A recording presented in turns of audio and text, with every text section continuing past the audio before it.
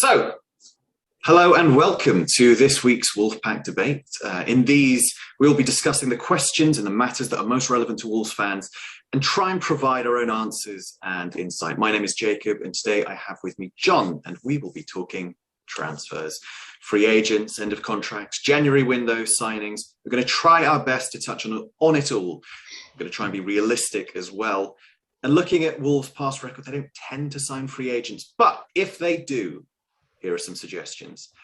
So I think it's best to start with discussing the business that Wolves did over the summer. John, how did you feel the transfer window went over the summer?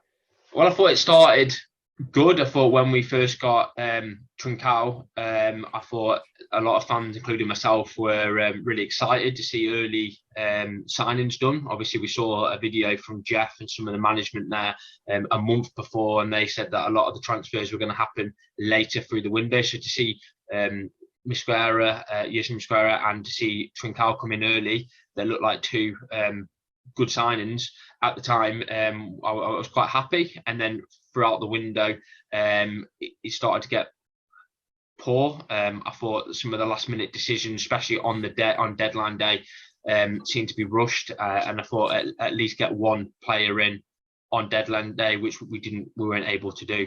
So it was a little bit disappointing in the end, and I think a central midfielder and a centre back was the priority, and we didn't really get that.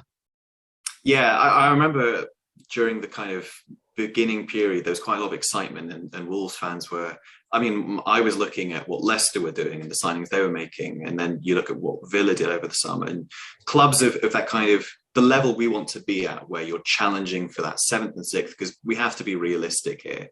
And I do feel like we haven't kept up with what they did. Now, Leicester have been struggling, but they have a squad that is more than capable of challenging on all fronts. I felt like a lot of the signings that Villa made, like Danny Ings, Leon Bailey, were players that we should have looked at. And I was kind of disappointed when we didn't end up signing anyone of that kind of caliber, players who were available, that it just felt like we weren't going in for. So yeah, I think I was disappointed along with everyone, especially when we ended up getting linked with Kiefer Moore towards the end of the window. And I was thinking, is that really where it's come to? That we'll be signing Kiefer Moore? Yeah, I think because he was so good in the air, they just thought that with some of Adema Traore's balls in, they need someone that's really able to get on the end of them, and he's just so good at headering and stuff. But you'd hope for a better signing for a team as big as Wolves, really.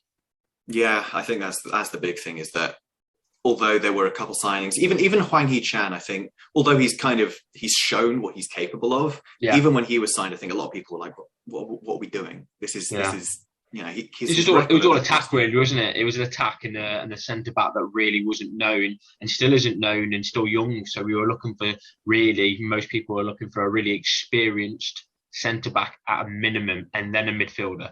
Like, I feel with midfield, it all depends on how Bruno Jordi comes back, and if he plays, and then if we have then got 4 centre backs, Moutinho, Neves, Dendoncker and Jordao, you can understand why they may be moving on and looking in January and not panicking too much. But it all depends on how he gets on from his injury, Bruno Jordao.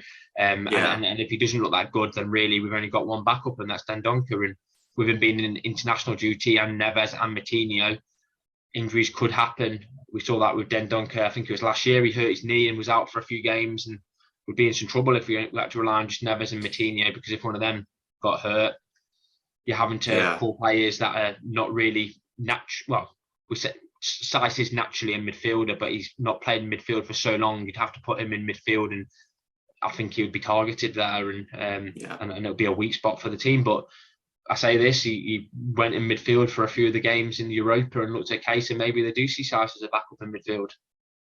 I think they must do, because both him and Dendoncker are kind of versatile like that, but it does feel. Dendoncker gets called up to the Belgium squad, but you look at the Belgian back line, and it's not exactly the most. It's not the most confident. You have Alderweireld and Vertonghen, who are both. Vertonghen is 34. Alderweireld's playing in the Middle East. I think he's playing in Dubai or Qatar. That's a back line that Dendoncker should be getting called up to fit into. So it's it's tricky. We are pretty much playing with the same backline that we came up from the Championship with, and that was a long time ago at this point. We've had years in the Premier League where we should have at least signed one or two players. I mean, we brought in Jesus Vallejo. He disappointed. Yeah. But I think he's been the only centre-back that we've signed, other than Dendoncker, who's been a midfielder. Yeah. Yeah, you're right. Anyway. And we haven't seen anything of Mascara because he's pretty much got injured straight away. Really, he got injured in his first game, I think, in pre-season, and then his debut, he got injured as well. It's very, very upsetting because he seems like he's very talented. There's a lot of excitement about him. So we need a centre-back for sure. Midfield cover would be nice, especially since we loaned out Morgan Gibbs-White. There definitely are weaknesses. So if you were the Wolves ownership, would you be looking at any of the unattached players, the free agents that could be signed at the moment? Are there any that have caught your eye? The thing is, I think the recent news that we're going to be potentially losing Bolly, Saiss, and maybe even Nori from the 20th of December, it sounds like not that many days till the window opens. But really, that is our busiest point of the whole year because they cram so many games in over that festive period that we could potentially lose those players. If they go through to February for 7 to 8 games. Now, if we get someone in quick, with Wolves, what is quick? Because by the time we've done the paperwork, by the time you've got this player in, by the time Bruno's got him playing in training and the type of play that he wants them to play, you're probably looking mid to late January. Now, they could be missing at least 7 games, including 2 FA Cup games. And these are 2 big centre-backs. Bolly, for some, even though he's not been in the team, is our main centre-back, has been. And Saiss is playing in the back 3 every game. So we are in a little bit of trouble because we've only got Kilman and Cody. Now, some fans would argue about Dendoncker going in centre-back. Some people really didn't like him there. Some people did. For me, if we can we play them 2 in the back, Kilman and Cody in the back 4? I don't think so. I think they're both too limited, aren't they? Like I love them both, but I'm not sure that that back line does not give me confidence with Kilman and Cody. You're going to have to put a third person in. I think for most people, that's going to be Dendoncker. There's obviously a push there for Marcel, which, to be honest, I can understand. He was a centre-back in Champions League. He could do it. For some people think he'd be better as a centre-back than a left wing-back due to the way he is as a player. So I can understand if Marcel goes in, but then if Nori goes, nothing's been confirmed yet, but Nori's obviously trying to play for Algeria. And some sources a couple of weeks ago were saying that it's pretty much a done deal, but we haven't heard anything official. But obviously there's a long wait. In 2 months, you'd assume that gets put through, and you'd assume he gets to go, which means that Marcel will go there. Now, all depends if Johnny Otto's back, but you'd assume he won't be pushed. You'd think that's more New Year. So you'd think Marcel's going to be left wing back. So it is really going to be Cody, Kilman, and Dendoncker as your 3 centre-backs. We do also have Ki-Jana Hoover, who can fill in as that right-sided centre-back.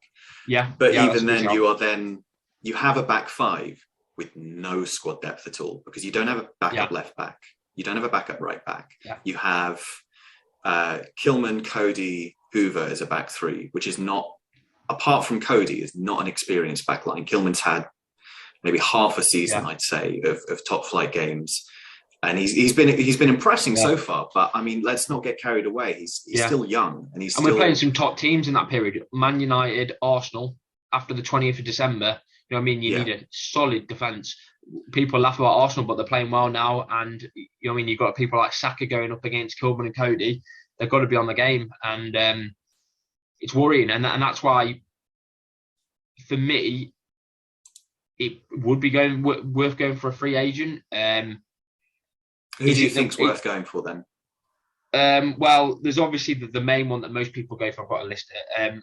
Mangala, which is obviously the main one that they've been looking at. Most journalists think that's the main centre-back that Wolves would look at in the free agent market that's available straight away. Obviously, originally played for Porto. Should assume he's already played with some people in our team. I know Bolly was originally at Porto. You've got that link that is necessary. Yeah. Obviously played for Manchester City. Some people said he did okay there. Some people said he was a bit of a flop. Still a big money move from Porto to Man City, and still got a number of appearances and Premier League experience. He's not too old.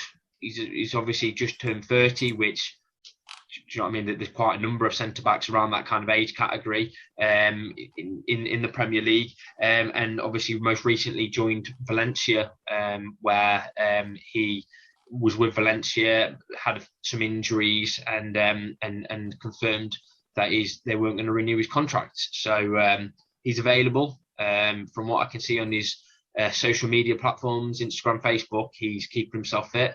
He's doing training.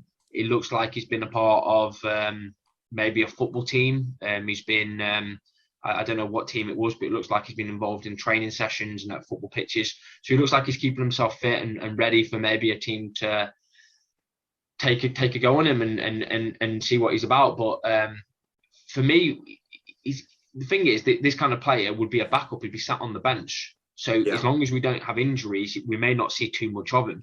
Now that's my thinking. Yeah. It's funny you say injuries, because his injury record does concern me. I mean, as you say, he's 30, so he's already, especially for a centre-back, they tend to peak a little later. But, I mean, he missed 8 games last season with torn muscle fibres. And those sorts of injuries, they do tend to recur. I mean, looking at his injuries in the past, he's had a lot of muscle injuries. And that does concern me, because we've already seen Bolly have issues. We've seen, I think it was Hugo Bueno had issues. We've had a lot of defenders suffering from muscle injuries. And I think that's because the sort of football that Bruno Lage wants us to play, which I personally love, it takes that getting used to. It takes that kind of muscle memory and that training that is not necessarily, it's not something that is natural for a majority of centre-backs. I'm personally surprised Marcel has not been injured yet, because he did not have the best of luck last year. And he's playing a brand of football that, well, not new to him, because when he was playing for Lyon, it was quite an attacking team. That game that they had against Man City. It's definitely a step up, isn't it? Like from what they're used to. And that's what's affecting, I think, some of the players physically. It's that next step up, that new high press, the attack, the always pushing forward, and it takes a lot on, especially these players that have got older bodies that are into the late 20s, 30s, even Moutinho mid-30s. It's obviously it takes a lot of getting used to, and I think obviously we can see with Bolly now that some of the players are getting old now, and they can they're at a point now in their careers where they've got to be really careful of what they do. But and I think the thing that makes me feel a bit more comfortable is the fact that we did get through parts of the season already without Bolly. But as you say, we did that with Saiss as the backup.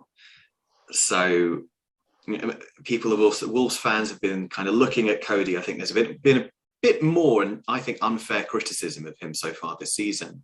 But he's already under that kind of pressure. I think Coady is being scapegoated for the general lack of defence or defensive cover and defensive kind of refreshments that we've got. And so it concerns me that will only increase. Are there any other centre-backs that have piqued your eye, or other free agents? Well, there's, I think I hate to say it, Jamerson, the Brazilian. He had 109 appearances for Monaco, and I'm going to put a little thing in there. He obviously played with Monaco, so he played with Moutinho a lot. They had many appearances together, and they won the league together. So obviously they know each other, and he was a great player for Monaco, and he kind of wasn't in favour with the new manager, to a point where he was benched a lot. He's still got minutes, got appearances, like was substituted, and then decided to move to a Brazilian team that was I think quite local to where he was from. So he wanted to obviously go back to his roots a little bit there. But I think his wages and stuff, after a year, they decided not to really renew his contract. I didn't hear much about his performance with them. I thought, from what I can see, he did okay. but he's definitely got experience there. Is he good enough to sit on the bench? Because I think a lot of these players will be sitting on the bench a lot as backup, but Yeah. would they do a good job? He's had 109 appearances for Monaco, so he's got a lot of experience. Yeah, I think that is something that Wolves are kind of lacking in defence, is that top flight experience. Because in the midfield and the attack, we have got those kind of experienced players. I think with Moutinho and Jimenez, you have two players who have had long careers.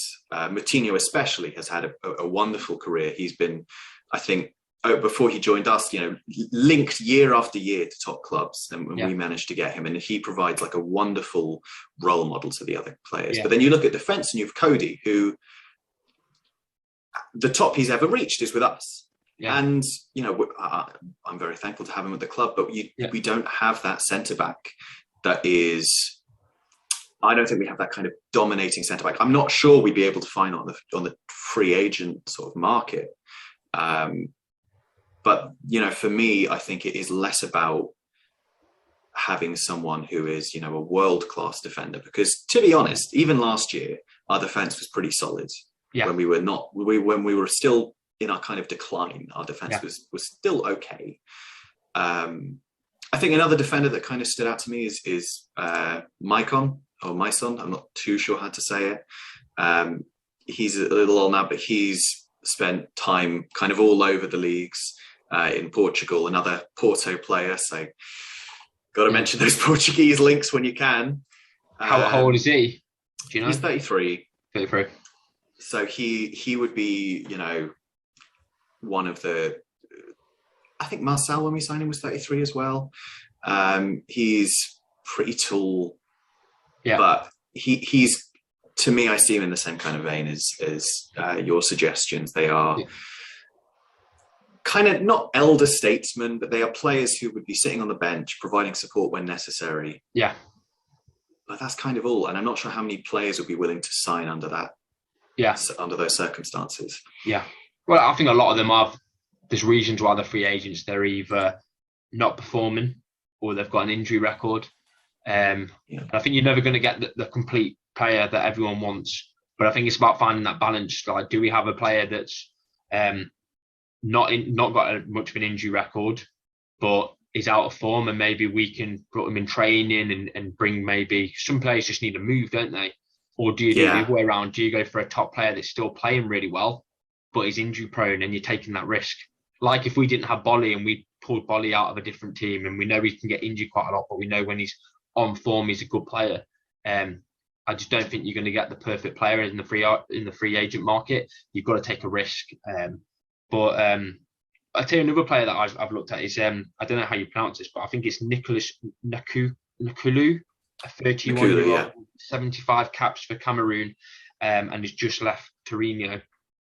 Yeah, another solid player, and he's cover on the side that we need, because we don't have that many right-footed centre backs anymore. Well, I was speaking to someone that follows the Italian league quite closely, and I don't think he's got much of an injury record. And I don't think he's played too bad. So I think he out of all of them, I don't really know if he got out of favour with the manager or the reason he left, but he wasn't an incredible centre back. He just did an average job. I mean, looking at him, he's played at some decent clubs. He's played for Torino, for Lyon, for Marseille and Monaco. So he's made his way around. Actually he was at Monaco for. I know he was at Marseille for a few years. Yeah, but I think I'll ask you two questions. Do you think, out of the ones we've suggested, would you actually go in for any of them? And the second one I'd ask is, do you think Wolves are going to? It's interesting because Bruno did say there was in his interview that he was looking. So to have that from the club officially that they are looking at free agents and they're looking for options for when they go away, Tyson Bolly on the 20th. You'd think they'd probably go for someone like Mangala, to be honest. I would think out of all of them, if they're going to take a go on anyone, who've been playing for Porto, Man City, and I think if he signs a contract, I think he would be the most valuable one. It said when I checked the transfer, which is obviously it's transfer market, so you can't. It's nothing golden.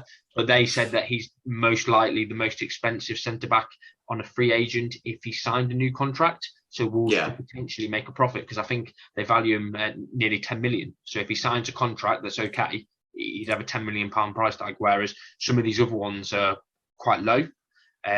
Wolves are all about making money, not just like. But well, considering what we signed Marcel for, I think that was for like 4 million. Yeah, I'm not sure we'll be making a profit on him. No, we paid 1.7 for Marcel. Was it all it was? Yeah, 1.7. Yeah. Still not sure we'll make a profit on it, but it's one aspect to think of. So, do you think Wolves will pull the trigger on someone like Mangala then? I don't know if they'll pull the trigger. But I think if they were going to get one, it'd be him. I'd probably say I feel like they would probably think they have enough cover until the transfer window, and maybe they get something done early. Maybe they get some paperwork, some medicals done in the end of December, so that maybe something was ready to go right in the beginning of January. So maybe that person could join and start training in the beginning of January, and maybe be ready to be on the pitch by mid-January. I do think a lot of the panic is it's overstated. I don't think our situation is as bad as it looks. I think a lot of that kind of immediate fear came from disappointment, because while yes, we don't have that much squad depth, really, we never have had that much squad depth. Yeah. Under Nuno, we were not a team known for rotating that much. We played something like 5 or 6 games with the same starting 11. I remember when we played City and Liverpool back to back over the festive period one year, when we beat City 3-2 and then lost 1-0 to Liverpool because of a Neto had a goal ruled out. I'm pretty sure we played nearly exactly the starting 11. Exactly the same. There were a couple of changes. I think Hoover came in for someone, but I mean, I do think we'll be fine. I think we'll need to sign someone pretty quickly in January. But I think it's I don't have too much fear. Have you seen a game that we've played over the years where it has been Kilman, Cody, and Dendoncker? Have we played that, or has Bolly always been in that? Off the top of my head, I don't think the three of them have played together. They have played because Dendoncker's been in midfield, but I don't think any of them. I don't think they've ever played as a back three, because Kilman's kind of come into the first team new. A lot of last season it was Bolly size Cody. Yeah, it's only while Bolly was injured that. But then if you're playing Dendoncker, then you've got massive problems with midfield, haven't you? If Dendoncker gets injured. So that's the issue, is then you shift the weighting into midfield.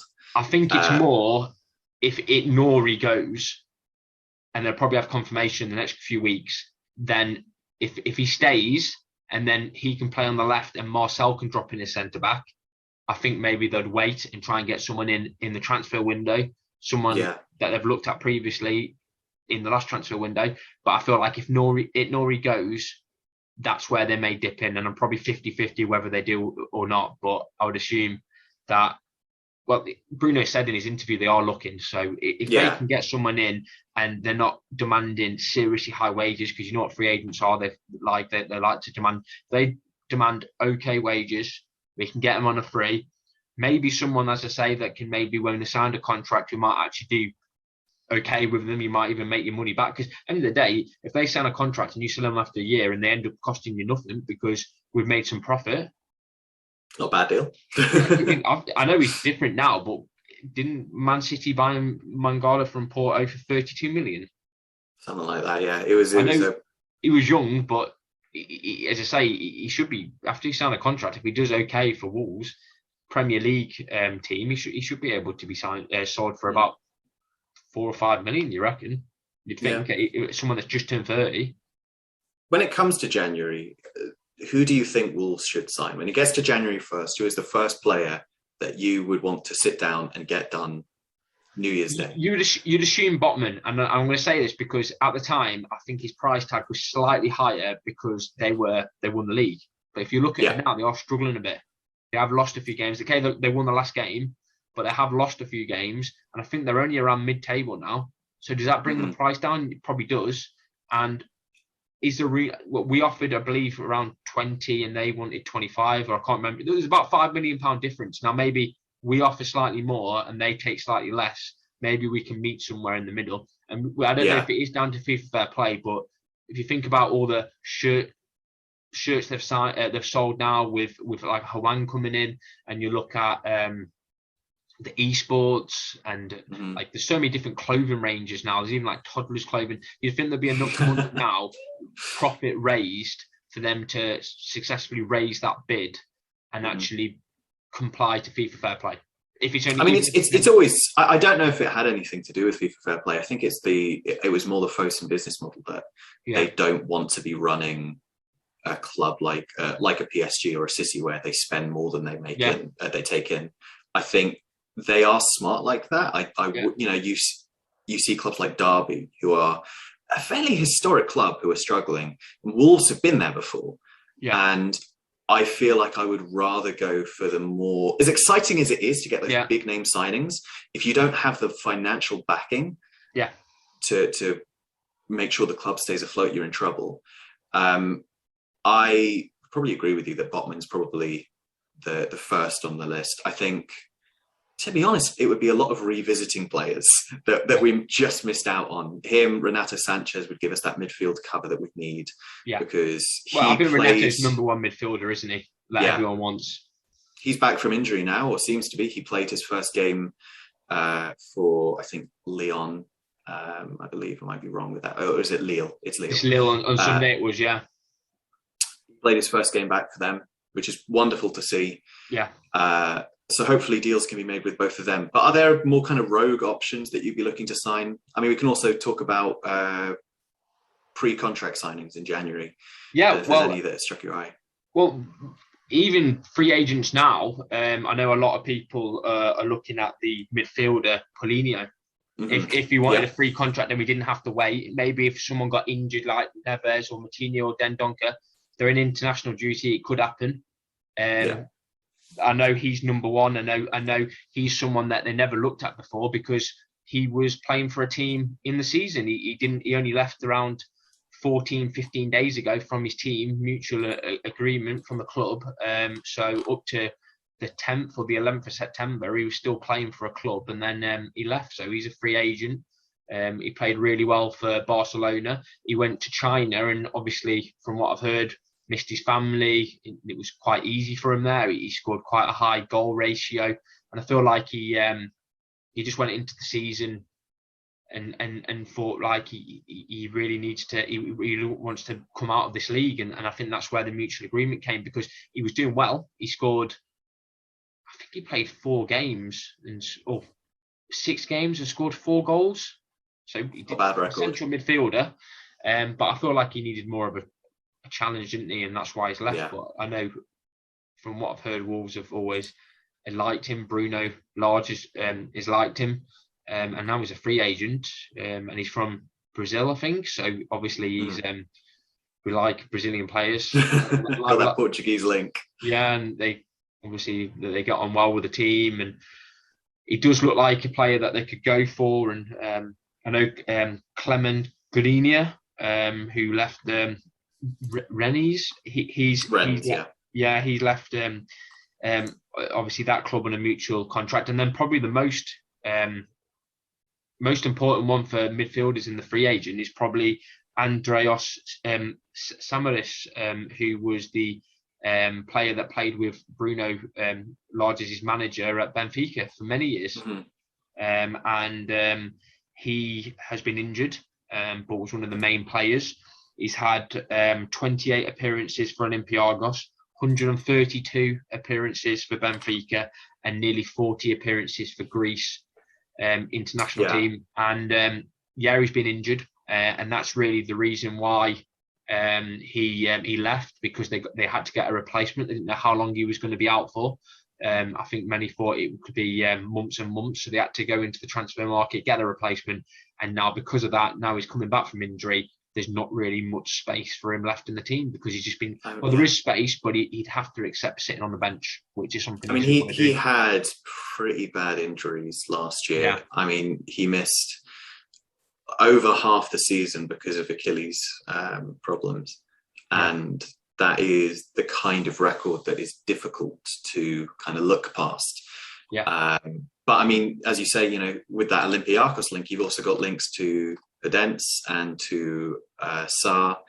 I know he was at Olympiacos a long time ago, but I think even being at the same club at different times, you know, I think a lot of these players do look for any kind of link to bring people in. Yeah. It depends what kind of contract you get. If you get like a pay per play, or maybe if no club's willing to take a go on him, maybe he would come on a real low wage and it would be maybe worth the risk. Yeah. Because if you look at players like Jack Wilshere and stuff like that, who I'm not, I don't want this to sound, I'm just using them as an example.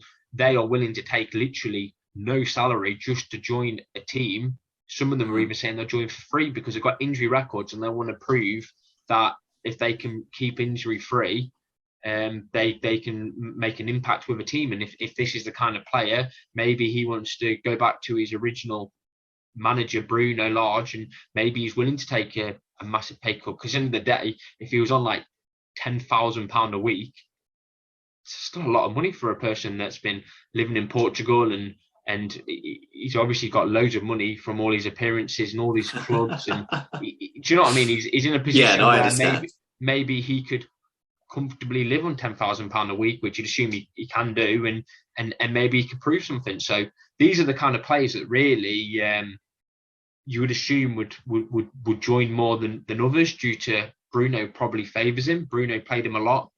I think he was a captain at one point at Benfica, but maybe I could be wrong. So Bruno must have really got on with him. So you can imagine maybe something happening there. If we were to go in for a free agent, that's probably one of the midfielders. I think that's the big thing, is the